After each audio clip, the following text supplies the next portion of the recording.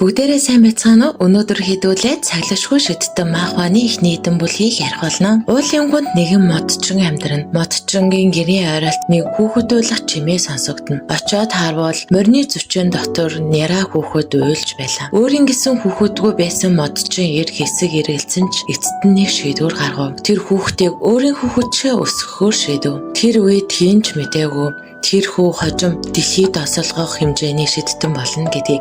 12 жилийн дараа Широ гэх нэрийг хүсэн байх бөгөөд нөгөө хүү маш том ир болсон байлаа. Тосгоны хүмүүс энэ хүүхэд аавтайгаа огт адилгүй хэмээн араар нь үргэлж ярьдаг.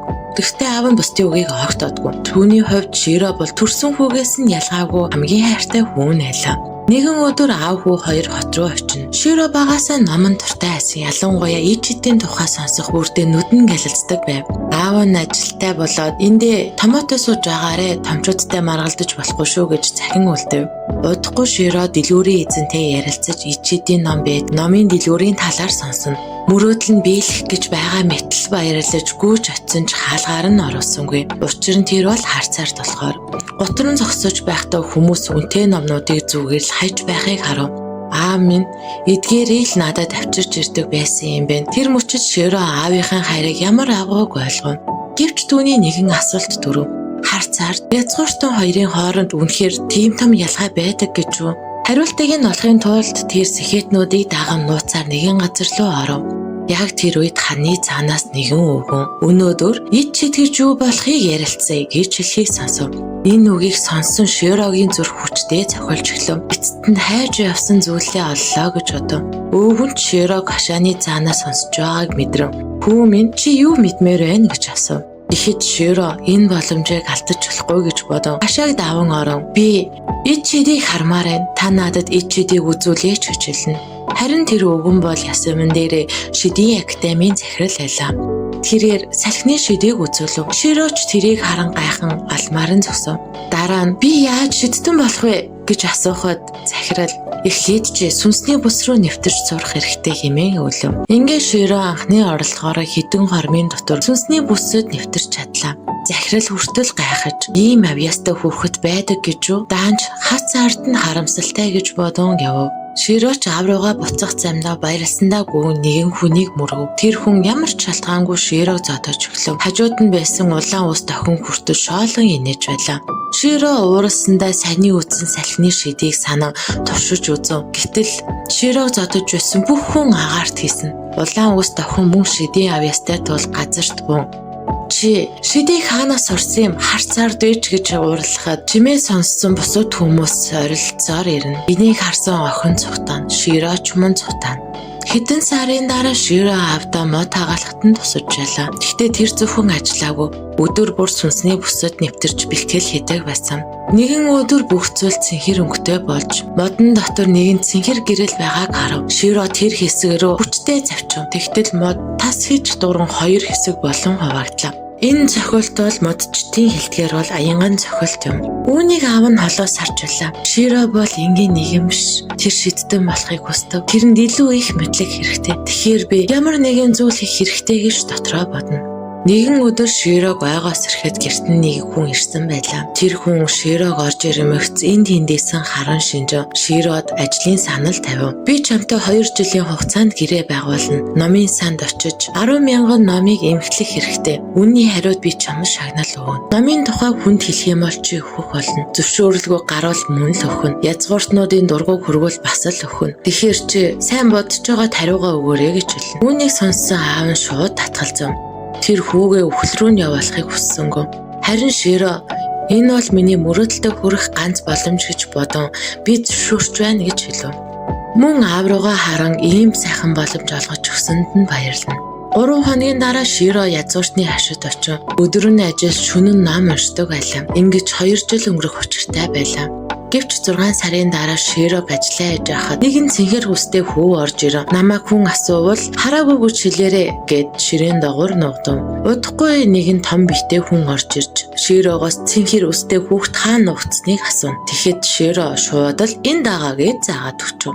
Цэнхэр үстэй хүү чирэгдэн гарах явцдаа Широо "Би заавал чамаас хариугаа авах болно доо. Удахгүй би эргэж ирнэ" гэж хэлж уул руу чирэгдэн орно. Тэр цэнхэр үстэй хүү бол Овенж гэр бүлийн хамгийн бага хүү байлаа. Овенж гэр бүлд 3 хүү, 1 охинтой. Хар ус дудан буюу хар устай хүүхдүүд нь хүчрэхэг авьяастай гэдгээрээ алдартай байлаа. Том ах дунд ах нь хар устай авьяасаараа бусдыг хүндлийг хүлээсэн хүн байв. Харин өвчин цэнхэр үстэй байсан ч маш сайхан хөгжим тоглодог байв. Харин саяны цэнхэр үстэй жаал бол хамгийн бага нь цэнхэр үстэй гэдгээрээ гадуурхагдаж авьяасгүй хэмээн бусдын нүдэнд хад үзэгддэг байв. Тийм ч болохоор Широг өөрийн дорд үтсэндээ зааж өглөө хэмээн ууралсан хэрэг тэр байлаа.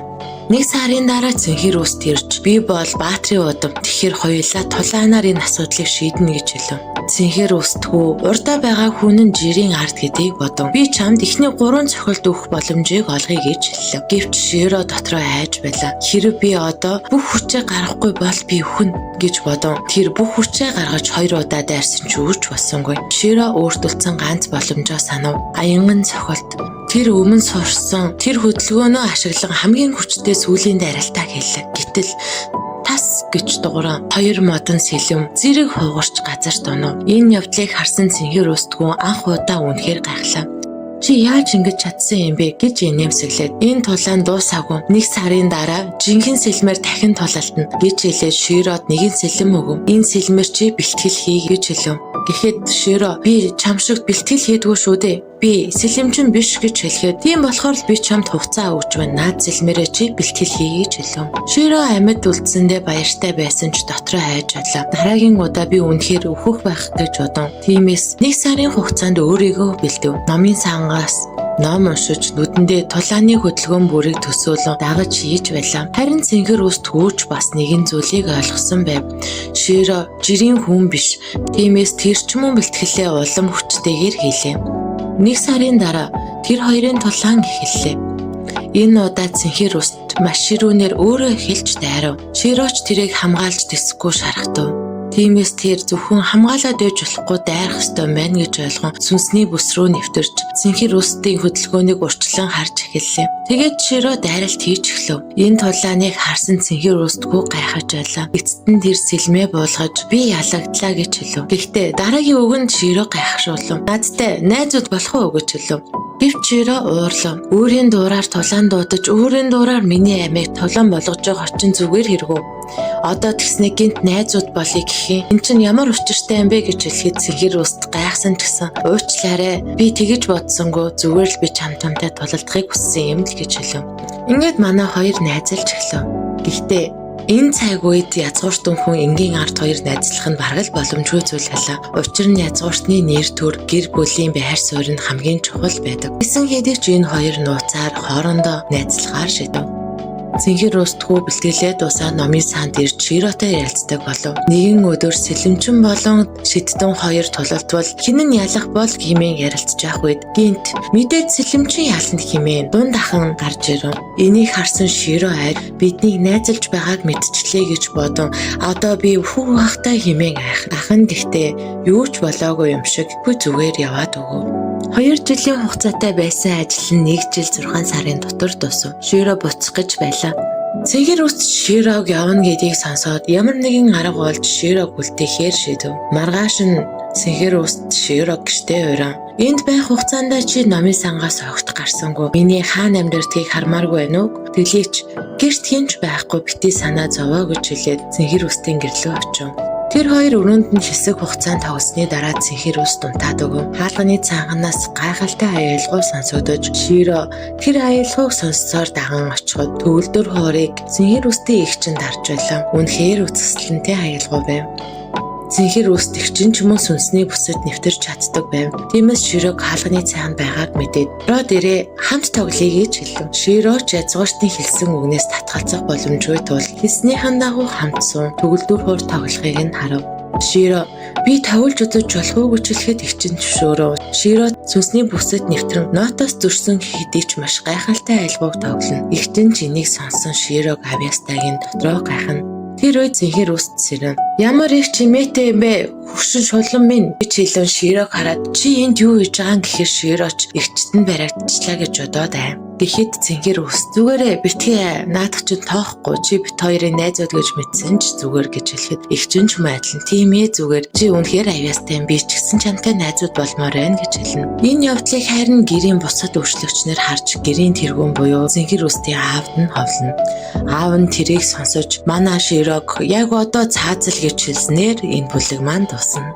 Дараагийн ангийг үзмээр байгаа бол саба дараад түр хүлээж агаарэ удахгүй оруулах болно.